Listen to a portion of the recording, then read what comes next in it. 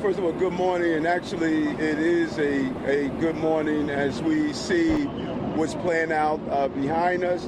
We had a fire on top of one of our cranes. Thank God that the injuries to 4 individuals were minor. The FDNY will go through the extent of those injuries. We're joined here by the full complement of our city agencies that are going to coordinate to ensure that we, number one, fully extinguish the fire. Number two, make sure that everyone in the surrounding buildings are safe and make a determination of what extent of evacuation. And number three, start the process of dismantling the crane that's on top. We're going to make sure that it's done in a very orderly fashion. As you see from the debris on the street, this could have been much worse. We are extremely fortunate, number one, that we were not during the busy time of the day. As you know, the Port Authority is here. Many of the buses moved through here.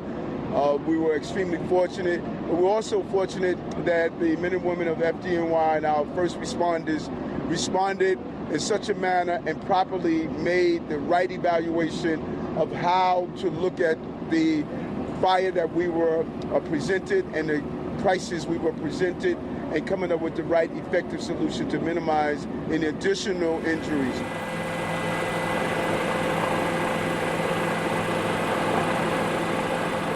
And the mayor is correct. This is a good morning. This could have been a lot worse.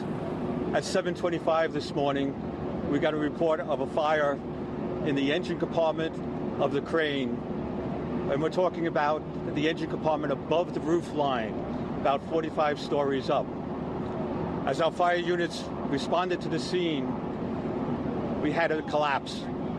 The top part of the crane, the boom, and a 16-ton load crashed to the ground. At that point, we had injuries to civilians and firefighters, but they were minor. We have 4 injuries to civilians and 2 to our firefighters. Minor injuries, one of our firefighters are having chest pains and being transported to the hospital. What we should know about this is that we worked together to evacuate the buildings.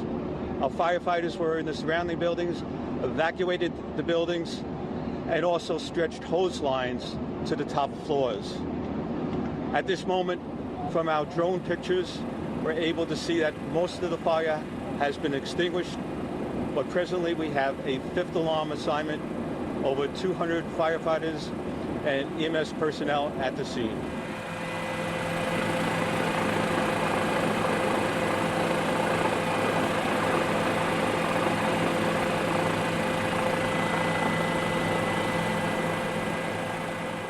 We're really fortunate this morning, but this is not a mayor who relies on luck, so it's my job and our agency's job to find out exactly what happened here.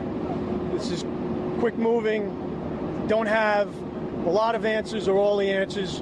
We will get them to you in time. We have a building under construction. It's intended to be a 54-story mixed-use building. The general contractor is Monadnock Construction. All permits for the building, for the crane operation, were pulled, operating per those permits.